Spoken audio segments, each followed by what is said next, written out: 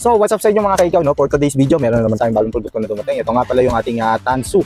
Idol, ito po yung bago nating Tansu, yung ating cordless, wireless na ratchet. So ito na nga pala mga kaikaw. Ito na pala yung kinuha natin bundle, idol, dalawang battery. Ayan, syempre may charger, may kasama ng socket yan mga lodi ko. Ayan, mula 10mm hanggang 15mm yung socket yan, 6. Tapos kasama tong extension na to para dyan yung ilalagay yung mga socket. Ito nga pala yung ating cordless, wireless na ratchet. Ito may kasama ratchet, kaya lang hindi na natin kinuha yung package. So depende kasi yan sa budget. Pero meron tayo kung may kasamang ratchet, yung manual. Ito nga pala automatic ratchet tong mga idol. Ayan, pwedeng right. Pag pinihit nyo yan, pwedeng left naman.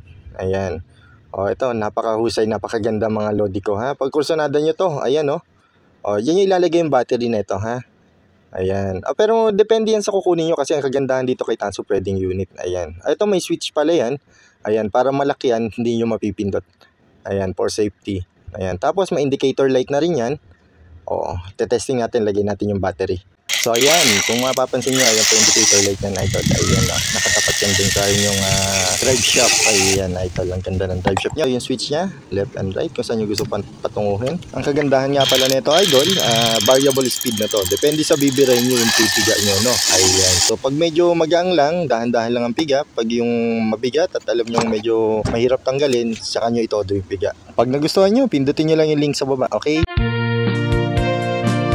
Ayos ba? Don't forget to like, share, and follow. Thank you. Bye.